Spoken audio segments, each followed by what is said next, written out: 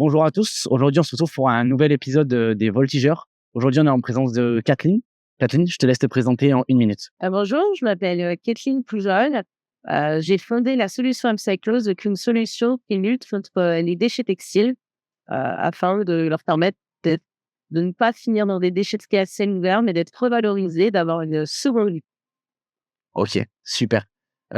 Kathleen, juste avant, on parlait un petit peu de cette double activité que tu as eue avec Upcyclo.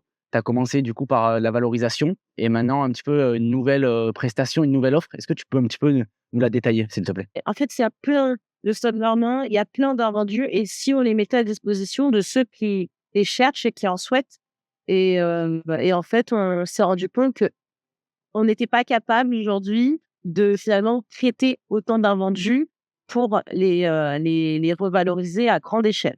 Donc en fait, on s'est dit, mais en fait, il faut attaquer directement le système des entreprises qui ont ces invendus, ces milliers d'invendus, et en fait, pouvoir les analyser, les mutualiser, pour ensuite leur donner des recommandations sur comment les traiter, quelles sont les filières qui existent, quels sont les coûts associés à ces filières de réutilisation, de dons, de renvoi et de recyclage, pour leur permettre finalement de traiter leur stock dormant par la date. Ok, d'accord. Maintenant que tu t'es un petit peu présenté, j'aimerais revenir un petit peu en arrière et voir qui était Kathleen plus jeune. Donc, tu peux nous expliquer un petit peu ton parcours, tes études et comment tu en es arrivée là aujourd'hui? Alors, bon, moi, il y a rien qui va être surprenant, mais je OK, suis dans le textile, du coup, et alors j'ai pas choisi cet univers, mais j'ai une grand-mère qui est modéliste. OK, Moi, j'ai vraiment grandi dans les étoffes, donc j'ai une grand-mère qui a un atelier, avec plusieurs salariés, et donc qui existe depuis 30 ans. Donc j'ai vraiment grandi, dans aller au marché, on fait OK là-dessus. Enfin, voilà, ma robe de baptême, c'était ma grand-mère qui l'a faite, les robes de mes anniversaires aussi, donc j'ai vraiment grandi dans cet univers. OK. Je me destinais pas à ça, mais j'ai fait mes études, j'ai fait des études de LEA, donc associées au marketing et au droit, et j'ai rencontré ma meilleure amie. Nous, en 2019, on se rendait compte déjà que, voilà, il fallait être beaucoup plus durable. Moi, c'est vrai que j'avais toujours une consommation très minimaliste, hein, des magasins, parce que j'ai été inculquée aussi, voilà, de cette manière. J'ai été éduquée de cette manière, et en fait, avec le Covid, finalement, la tendance de la durabilité a pris, et c'était chouette, en fait, de voir que, nous, on a adoré voir qu'on était sur le bon chemin. Ouais. Voilà. Je pense que quand on est néo-entrepreneur et qu'on se lance et qu'on a 21 ans, on a commencé, on avait 21 ans. Ouais, c'est jeune. C'est super jeune, on était rassurés. On fait: «Ah mais oui, en fait, il y a plein de signaux faibles, OK. et même de signaux forts», j'ai envie de dire. C'est cette direction-là qu'il faut choisir, et donc en fait, on développera cette marque de mode, hein, finalement, OK. adressée aux femmes, de robes éco-responsables. Malheureusement, l'associé, et ma meilleure amie, a développé un cancer, donc un lymphome, et donc très vite, forcément, sans directrice artistique, je ne pourrais pas aller très loin dans cette revalorisation textile, et donc c'est très souvent quand on est dans la difficulté, quand on rencontre des obstacles, qu'on a un peu des eureka, j'ai envie de dire. C'est un peu l'entrepreneur, le type de l'entrepreneur, de toujours réagir face au problème parce qu'au bout d'un moment, on n'a plus personne, on est seul face à ce problème, il faut réagir. C'est ça. En fait, nous, notre aventure entrepreneuriale, donc à mon associé et moi, on a rencontré donc le Covid. Moi, j'ai eu une petite fille aussi OK. pendant le Covid. J'ai accouché en 2020, et donc il y a eu ce cancer qui viendra finalement, voilà, au lancement de notre première entreprise sur la revalorisation textile. OK. Mais tous ces obstacles nous ont permis de finalement toujours rebondir, je réussis à rebondir avec Upcyclose, parce que voilà, ça fait un moment que je suis sur le secteur textile, j'ai vu pas mal de choses. Il y a la loi AGEC qui est enfin en vigueur, OK. donc depuis début 2022, donc une loi qui interdit aux marques de prêt-à-porter de jeter ou d'incinérer leurs invendus. D'accord. Donc ils doivent plutôt les donner aux associations, les réemployer ou les recycler, donc dans cet ordre de priorité. Et donc, grâce à cette loi et à cause de cet événement un peu malheureux suite au cancer de mon associé, je rebondirais sur Upcyclose et je me dirais, mais en fait, pour scaler la revalorisation textile, il faut s'adresser directement aux entreprises. C'est les entreprises qui ont le pouvoir avant les consommateurs, parce qu'on se rendait compte aussi que le pouvoir d'achat des gens diminue. Est-ce qu'on doit porter uniquement la responsabilité des invendus et des matières qui ne sont pas forcément éco-responsables en particulier? Pas sûr. Je pense que voilà. Je pense que les responsabilités, elles sont partagées. OK. Donc, tu nous as dit donc, que tu étais en études, que c'est ta meilleure amie un petit peu qui t'a poussé dans cette création d'entreprise. Est-ce que la Kathleen jeune, elle était prédestinée à être entrepreneur? Est-ce qu'elle a eu cette fibre depuis le début de monter son entreprise? Ou finalement, non, pas forcément, c'est arrivé un petit peu comme ça? En fait, ce qui est un peu paradoxal, c'est que tout le monde autour de moi, tous mes proches, personne ne dira le contraire. Tout le monde estime que j'étais faite pour être entrepreneur. OK. C'est marrant parce que j'avais jamais envisagé. Je savais que je ferais plusieurs choses. Mais j'avais jamais vraiment envisagé d'être chef d'entreprise. D'accord. Pourquoi? Je ne sais pas. Moi, j'avais envie d'être journaliste. D'accord. J'avais envie d'être archéologue. J'avais envie d'être avocate. Et au final, à la fin, quand le bac s'est approché, je me suis dit, j'aimerais bien être consultant marketing. OK. Donc, je me voyais quand même indépendante, mais pas forcément chef d'entreprise. Je me voyais bien, voilà, en freelance. Voilà. Mais c'est vrai que chef d'entreprise, pas nécessairement. Mais maintenant que j'opère dans cet univers, je me dis, mais en fait, tout à fait. Même là, dans les derniers... dans ce que tu avais envie, déjà, il y avait déjà des petits prémices, on va dire, la liberté, tout ça, le freelance. On voit qu'il y avait déjà des prémices, on va dire, de l'entrepreneuriat, en tout cas, d'un point de vue externe. Mais c'est vrai que moi, j'associais pas forcément le rôle de chef d'entreprise à la liberté, puisque, en fait, finalement, autour de moi, je suis quand même dans une famille d'entrepreneurs. Oui. Et moi, j'ai quand même une grand-mère qui se lève à 5h du matin, qui rentre à 22h30, 23h, du lundi au samedi. Et pour elle, le dimanche, c'est consacré au Seigneur. Mais si ce n'était pas consacré au Seigneur... C'était encore le travail. Voilà. Donc j'ai grandi avec ça et je me suis quand même rendu compte du poids de la responsabilité. Et je n'étais pas forcément attirée par ça. Et puis, c'est vrai que moi aussi, quand j'ai commencé, c'était pas forcément encore tendance de dire tu vas être entrepreneur. Et en fait, finalement, c'est une opportunité que j'ai saisie. Comme j'aurais pu ne pas la saisir, mais j'ai pas véritablement choisi d'être entrepreneur. D'accord. Parfois, mais je pense que très souvent, l'entrepreneuriat, c'est un accident, un peu comme... Oui, on peut le dire comme ça. On peut trouver le mot accident, en effet. Moi, j'aimerais revenir un petit peu, du coup, sur tes débuts. Tu parlais que tu étais avec ta grand-mère sur les marchés, en allant chercher des tissus, etc. Est-ce qu'elle a eu un rôle, justement, dans justement cette prise de conscience, peut-être autour de l'entrepreneuriat, mais aussi du textile, des dérives un petit peu du textile actuel sur tout ce qui est la surconsommation ou autre? Quel rôle elle a joué? Est-ce qu'elle a été... est-ce qu'elle a eu des conseils ou pas forcément? C'est marrant parce que, en tout cas, quand j'ai commencé à entreprendre, je ne me rendais pas forcément compte de l'influence qu'elle avait sur moi. En fait, je ne me rends pas forcément compte directement de l'influence des personnes qui ont contribué à notre éducation. Et je savais que mes valeurs sur l'éco-responsabilité, sur la consommation du textile, de la mode, venaient de ma grand-mère, mais je ne me rendais pas compte à quel point elle jouait finalement dans ma façon de vivre ma vie, d'acheter. Voilà. Mais donc, quand on a démarré avec cette première entreprise, elle a été pleine de bons conseils. Plein de bons conseils, comme toujours. Et elle a même contribué, elle nous a aidé à faire nos premiers prototypes. D'accord. Envers les sessions d'Élise, donc forcément, je lui ai demandé. Parce qu'au départ, on était aussi dans l'idée, parce que moi, ma grand-mère, elle est en Afrique centrale, donc au Cameroun. Et l'idée, c'était aussi de montrer qu'en Afrique, on fait des belles choses et que l'artisanat est... Arriver à le mettre en valeur. D'accord. Donc, elle a contribué de cette manière-là, autant dans son savoir-faire et dans le savoir-être, en me donnant des conseils sur comment recruter, quel profil aussi je suis et comment aussi je dois opérer en tant que femme et chef d'entreprise. Donc, OK. J'aime beaucoup cette relation, en tout cas, de conseils un petit peu sage de ta grand-mère. C'est sympa, moi, je trouve. Si on avance un petit peu, tu nous as parlé du coup de tes études à la fac.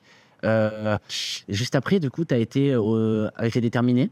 Est-ce que tu peux nous raconter un petit peu cette aventure? Comment tu es entré dans les déterminés et qu'est-ce qu'ils t'ont apporté? Alors, donc du coup, quand on entre chez les déterminés, donc on est en 2022, ça fait déjà 3 ans qu'on a commencé sur le projet, qu'on a pas encore lancé, puisqu'il y a eu pas mal de choses entre la maternité et le Covid. Donc, difficulté aussi de faire produire avec les ateliers de confection quand on est une petite marque, etc. en passant dernier. Enfin bref, toutes ces complications-là nous portent à 2022. D'accord. Et donc, on entre chez les déterminés, donc on passe des jurys, plusieurs jurys, on entre dans cette formation.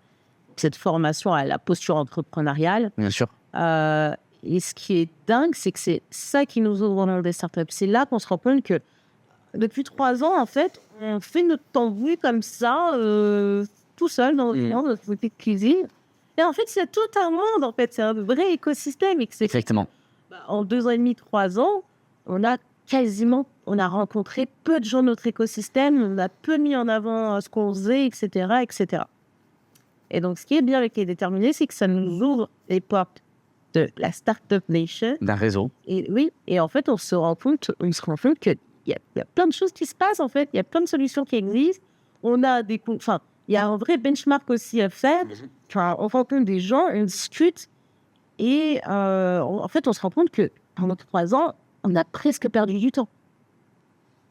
D'accord. Mais bon. Quand on a commencé, on avait 21 ans, on était dans quelque chose de très... Enfin, on ne voyait pas du tout... En fait, quand on est né entrepreneur, on ne se rend pas forcément compte encore des raisons. En plus, on est encore étudiant, on est... Alors, on avait des jobs étudiants à côté. Enfin, on était dans notre... On avait notre solution qu'on faisait dans notre coin et voilà. Mais ce qui est bien avec les déterminés, c'est que ça nous apporte ça. Ça nous apporte cette confiance en termes de posture entrepreneuriale. Ça nous apporte aussi des connaissances qu'on avait déjà acquéries grâce au réseau Pépite.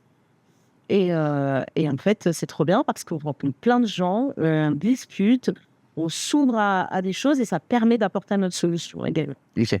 Du coup, pour toi, le réseau est très important, si je comprends bien, et t'a apporté quoi, une ouverture d'esprit, de voir ce qui se passait ailleurs. Qu'est-ce qui t'a réellement apporté ce réseau? Alors, le réseau, en fait, je pense qu'on réseautait déjà. Ok.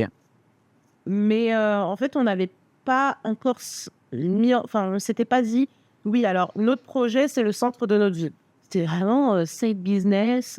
D'accord. Alors, on fait notre petite tambouille, voilà. Alors qu'en fait, on adorait la solution qu'on avait créée, enfin, on a adoré notre marque et on voulait la faire connaître au plus grand nombre, mais on n'était pas encore dans quelque chose de proactif, je pense. Et ce qui est bien avec les déterminés, c'est que ça a centralisé les choses, qu'en fait, on s'est rendu compte que, bah oui, en fait, on rencontre une fille qu'on aime bien lors d'un événement. Ah, mais tu portes une jolie robe. Ah, mais on a des robes éco-responsables. Oui. Et donc, je pense que ça nous a apporté plus cette vision business. D'accord. Business, et moi, je dis toujours, pour moi, la vision business, c'est plus c'est orienté business, mais c'est toujours de l'humain. C'est-à-dire que là, je te parle, je peux parler avec toi de voiture, on peut parler de recyclage de batteries électriques, et je vais forcément te parler d'upcyclose. Ouais. Voilà. Et quelque chose que qu'on n'avait pas nécessairement avant d'entrer chez les personnes. C'est vrai. Et puis, Upcyclo touche à un thème et un sujet très, très actuel. Donc finalement, les discussions vont vite vers ce sujet et c'est facile pour vous d'en parler et puis de faire connaître l'entreprise. C'est ça, et je pense aussi que ça nous a permis de voir si on était vraiment... Parfois aussi, on ne parle pas de choses parce qu'on n'est peut-être pas forcément alignés. Moi, comme je te disais lors de notre échange tout à l'heure, la mode telle qu'elle est aujourd'hui dans cette société de consommation, c'est vrai que moi, j'ai pas été inculquée à consommer la mode de cette manière. Moi, je sais les ressources qu'il faut pour produire et produire un tissu. Donc, j'ai vraiment ce respect de la matière. Et quand ma meilleure amie m'approche avec ce projet que marque de mode, ça m'intéresse pas, mais il faut qu'elle soit éco-responsable, et si elle est éco-responsable, je t'aide. Voilà. Et je pense que j'étais pas vraiment alignée avec le fait de vendre des produits à des particuliers, mais qu'aujourd'hui, je suis plus alignée avec le fait de vendre et proposer plutôt une solution. Un service, c'est réellement un service. Voilà, qui va vraiment changer la facette de l'industrie textile. Plutôt que d'être dans une économie qui extrait, qui vend et qui jette, là, on va être dans quelque chose d'extraction, d'utilisation et de réutilisation. Voilà. Et tout à l'heure, on parlait du secteur du textile, ses particularités, peut-être qu'il est un petit peu fermé. On parlait, voilà, quelque chose un petit peu un monde de requins, on va dire, le monde du textile. Comment Upcyclo a réussi à intégrer ce monde en proposant son expertise et en montrant qu'elle pouvait proposer un surplus de valeur? Alors oui, c'est vrai que l'industrie textile, c'est un secteur fermé, Ok, encore plus fermé, je pense, qu'on le pense. ok, C'est pour ça que c'est un secteur où je pense qu'il est difficile de... Alors, il faut vraiment, c'est pour ça qu'il faut, je pense, vraiment apporter de la valeur. d'accord.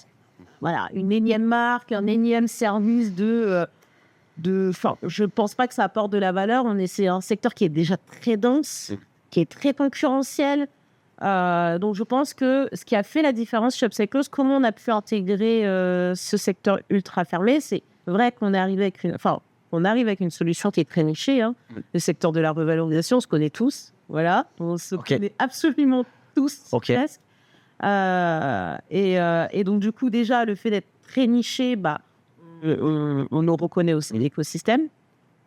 Et puis, je pense qu'on apporte la valeur suffisante pour être reconnue et pour être légitime et opérer au sein de ce secteur. Je pense que c'est vraiment la valeur de notre solution et notre différenciation, le fait que voilà, on revalorise, on favorise le réemploi et la réutilisation par le digital et que en fait, on manquait de digitalisation, de transparence et de traçabilité sur la revalorisation des stocks dormants. Et cette solution-là, aujourd'hui, c'est vraiment la différence. Donc, c'est grâce à ça que vous avez réussi à percer du coup ce secteur et ce marché. Je pense en toute humilité. Hein. Ok. Afin que des gens qui nous regardent comprennent un peu mieux, tu peux nous dire avec quel type de clients tu travailles? Est-ce que c'est plutôt des indépendants, des grands comptes? Est-ce que tu peux nous expliquer un petit peu ça? Alors nous, chez Upcyclo, on travaille avec l'industrie textile dans sa globalité.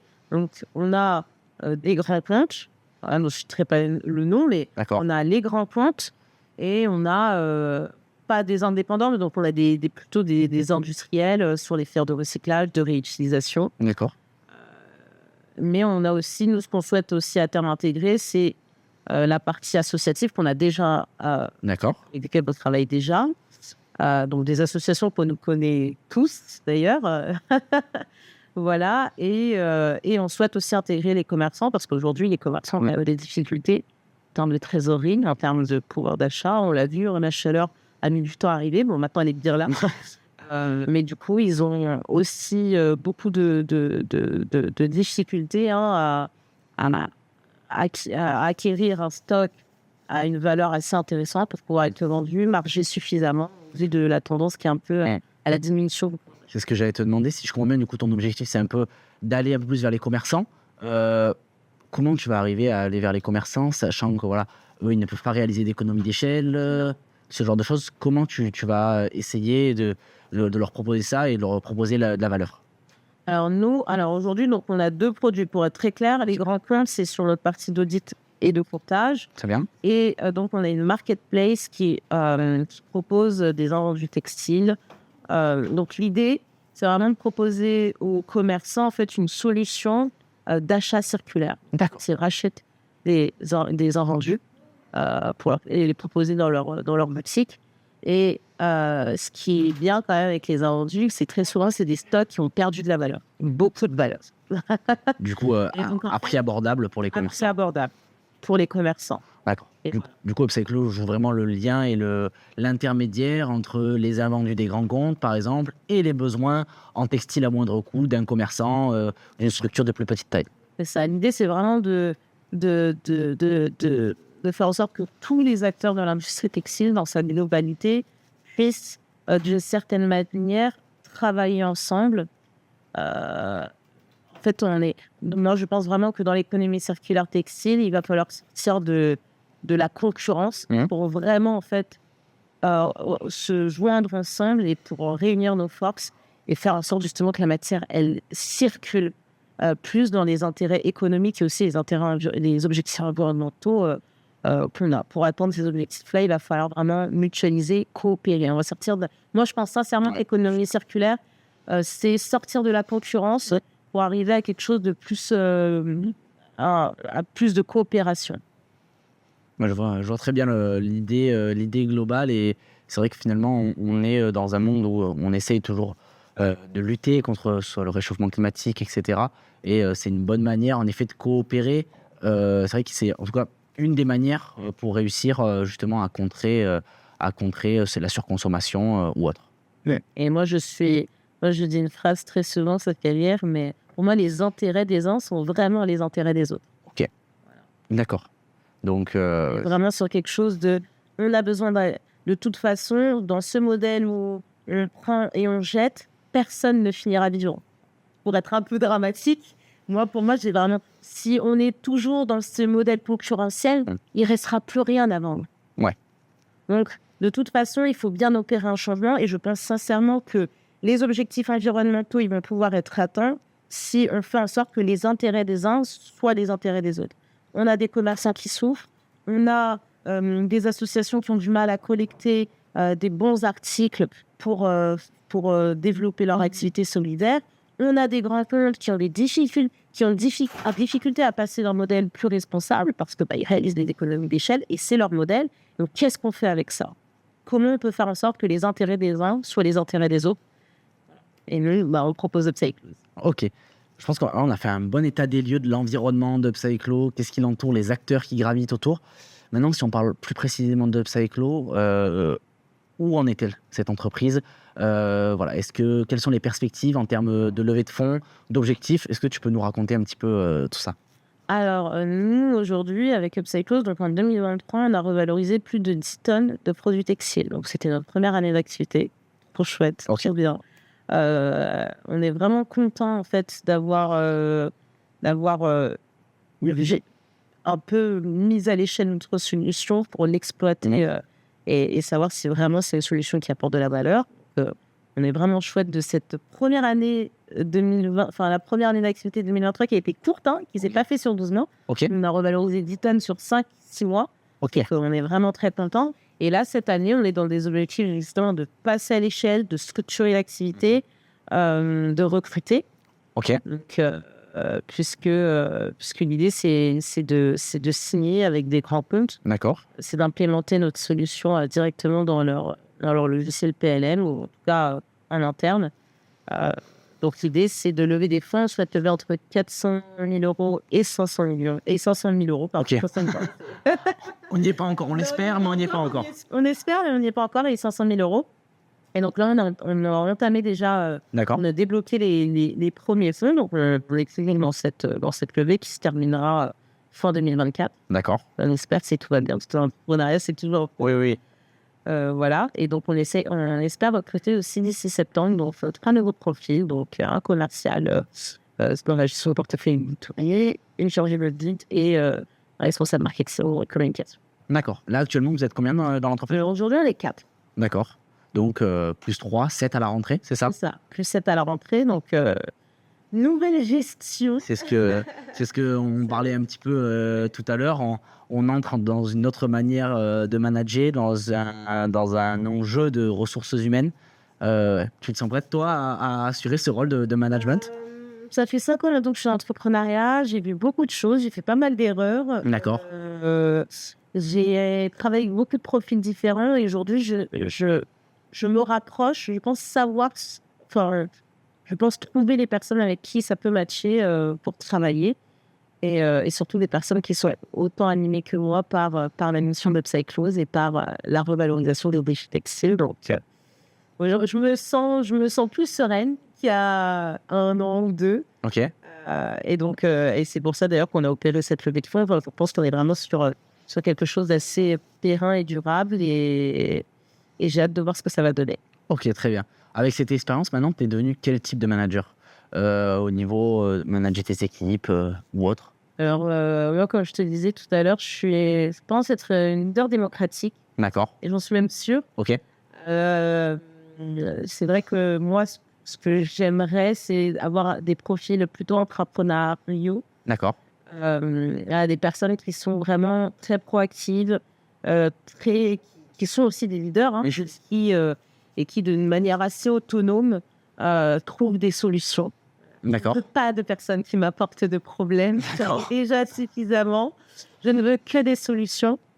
Et en fait, Et je pense que c'est ce type de profil-là qui match bien avec moi. On est dans des rapports très enfin, l'idée, c'est vraiment d'être égaux. Bon, il y a toujours une hiérarchie. Je pense que la hiérarchie, ça permet quand même de dire qui prend la décision finale, qui choisit. Bien sûr. Voilà, la seule qui choisit, c'est moi. Mais je suis totalement OK avec mettre en place des moyens qui font que tout le monde a un peu le lead sur son unité commerciale, sur son unité business. Et bon, voilà. D'accord, donc chacun est responsable, on va dire, et doit prendre des initiatives. Mais toi, derrière, tu es quand même là et tu vérifies, tu checkes. Et voilà. Moi, je pense que je pense même plus que c'est un peu le modèle qu'ont les anglo-saxons, hein, dans les entreprises. Je pense qu'en fait, il faut garder un peu cette structure hiérarchique tout en donnant un peu plus d'autonomie et de liberté, parce que je pense que chacun doit s'accomplir dans son métier, dans son activité, dans ce qu'il fait. Et pour s'accomplir, il faut qu'on se sente libre. Et moi, le sentiment de liberté, je veux le donner. Enfin, voilà, on a quand même mis en place, enfin, chacun fait du télétravail quand il le souhaite. Quand il y a, on a des réunions imposées en physique, d'accord. Chacun a le choix de partir après. Hein. Enfin, il y a quand même cette liberté-là. Et je pense vraiment que quand on donne de la confiance et qu'on donne de la responsabilité, on crée quelque chose. Ça se construit pas en un jour. Hein. Oui, bien sûr. Pas en un jour, c'est pas 6 mois qu'on voit ça, mais voilà, moi, je vois avec mon bras droit, avec qui je travaille depuis un peu plus de 2 ans, une montée en compétences et des gens qui s'accomplissent vraiment, et c'est vraiment très, très beau à voir. Ok. Toi-même, tu es jeune. Tu as envie de recruter des jeunes, puisque tu me dis que tu recrutes à la rentrée, que ce soit en alternance ou autre. Pour toi, c'est quoi les nouveaux leviers de motivation, on va dire, chez les jeunes? Tu nous dis là la liberté, la confiance. Pour toi, quels sont ces nouveaux leviers qui peuvent intéresser les jeunes justement à rentrer dans le monde du travail et à s'épanouir? Oui, moi je pense qu'il y a la motivation première, je pense, c'est la conciliation vie professionnelle et vie personnelle. Ok. Pour toi, c'est très important justement cet équilibre entre les deux? Moi, pour moi-même, je le vois. Ok. Je suis maman, entrepreneur. Je vois mes amis qui sont salariés. Ma fille, elle est tombée très souvent malade cette année. D'accord. Beaucoup de télétravail. Et heureusement que j'ai une équipe qui est solide. Mais je me dis, à l'inverse, moi, je pense que c'est vraiment un levier de motivation pour les jeunes. Ben voilà, on a une vie en dehors du travail. Oui, bien Il y a sûr. des choses qui se passent, on tombe malade, on a des rendez-vous administratifs. Le samedi, c'est fermé. Hein. Voilà. Donc, il y a pas mal de choses et je pense qu'il faut vraiment laisser la liberté de son temps de travail. Il y a des gens qui sont motivés entre 14h et 18h. Et il y a des gens qui peuvent tout donner de 5h du matin à midi. Voilà. Okay. Et je pense que notre génération, elle est beaucoup dans ce je sais que je suis compétent, je sais que je peux le faire, mais j'ai un fonctionnement qui est pas forcément, qui peut pas être du 9-17 heures pendant X temps. Voilà. J'ai besoin d'adapter mon travail à mon fonctionnement interne. Oui. Ça pousse. Moi, je trouve ça très bien. Ok, du coup, chez toi, dans ton entreprise, les horaires sont pas forcément fixes. On travaille du moment que le travail est fait, et comme on parlait tout à l'heure de proactivité, c'est le principal. On n'est pas encore dans quelque chose d'horaire variable. Ok. On est sur quand même du télétravail qui peut... Il n'y a pas de sujet. Moi, je ne dis pas non au télétravail. Il n'y a pas de jour donné. D'accord. Je veux télétravailler aujourd'hui. Il n'y a pas de réunion. Tu télétravailles. Il n'y a pas de sujet. Voilà. On n'est pas encore sur les horaires variables, mais j'aimerais bien mettre ça en place. Okay. Je pense que ça pourrait être pas mal. Okay. Pourrait être pas mal. Sur des jours donnés. D'accord. Parce qu'après, il y a quand même quelque chose qu'on ne peut pas enlever, c'est que c'est encore plus dans une start-up, une structure, etc. Il y a des process à mettre en place. Travailler en équipe. C'est ce que j'allais dire. Quand même, il y a quand même besoin de cette cohésion, de tout ça. Dans une start-up, un peu cet esprit start-up, on va dire, d'être ensemble, un petit peu dans un open space, de pouvoir mélanger les idées. Oui, c'est ça. Et moi, je trouve ça très important. Et puis, le télétravail, c'est bien. C'est bien d'avoir cette liberté de le faire. Et finalement, moi, je me rends compte qu'en mettant en place le télétravail de façon assez libre, finalement, les gens ils vont quand même plus souvent, les personnes qui je travaille, ils viennent quand même plus souvent dans les locaux travailler. Et puis, parce que les échanges, on est quand même dans quelque chose qui est assez... On appartient tous quasiment à la même génération. Et c'est quelque chose d'assez libre et puis quand on est épanoui au travail, en fait, on a envie d'y aller. Ça, c'est sûr. J'ai 2 petites questions pour terminer. Sur le plan personnel et sur le plan professionnel, où te vois-tu, dans 10 ans? Toi, Kathleen, et aussi, Upcyclo, dans 10 ans, qu'est-ce que ça sera?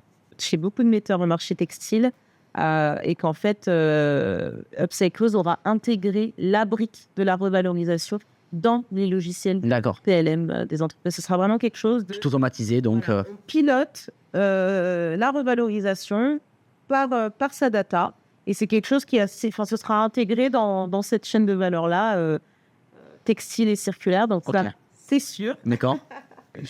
Et personnel, je pense que je serai toujours chez Upcycle. D'accord. Là, j'ai pas véritablement d'ambition de racheter ou de... OK. Je sais pas, hein, elle change beaucoup. Oui, oui. Il y a beaucoup de choses qui évoluent. Et puis quand on entreprend, c'est vrai qu'un an, ça paraît 10 ans tellement il y a de choses. Ouais. Mais dans 10 ans, moi, j'espère personnellement en tout cas que j'aurai un deuxième enfant. D'accord. Que je serai un peu au soleil. OK. Voilà, mais que je serai toujours épanouie dans ce que je fais, dans cette mission de revaloriser nos déchets textiles et qu'il y aurait peut-être, allez, pourquoi pas, qu'on aura déjà revalorisé 1 million de tonnes de produits textiles. OK. On sera déjà à l'international D'accord. et voilà, j'espère qu'on revalorise, qu'on aura vraiment, on fera partie vraiment de ces acteurs qui ont participé à la transformation de l'industrie D'accord. en modèle plus circulaire. Et est-ce qu'il y a un objectif de chiffre d'affaires à court, à moyen, à long terme, chez Upcyclo? Ou alors on se laisse, on vit et on essaye de faire le plus possible? Alors, pas d'objectif de chiffre d'affaires. Je suis vraiment sur un objectif de notre mission, ce qu'on porte a de la valeur. D'accord. On revalorise 1 million de tonnes et bien sûr que ça génère de la valeur que j'espère qu'on saura partager à ce moment-là d'ailleurs. OK, très bien. Pour terminer, on a une petite tradition, pour terminer cette série, des voltigeurs. C'est que l'invité nous donne, le nom, du prochain invité, des voltigeurs. Est-ce que tu en as un, en tête? Le nom d'un prochain... Alors j'ai peut-être un nom, donc c'est... j'ai pas son nom, mais j'ai son entreprise, donc c'est l'entreprise YOC, donc c'est pour l'anti-gaspillage alimentaire. Très bien. Voilà, YOC, donc YOC. Et je pense que c'est bien. On fait la même chose, on est dans la circularité, et lui, il est dans l'alimentaire, donc je pense que c'est très bien. Oui, je l'avais rencontré une fois à TBS, il était venu pitcher, à son entreprise.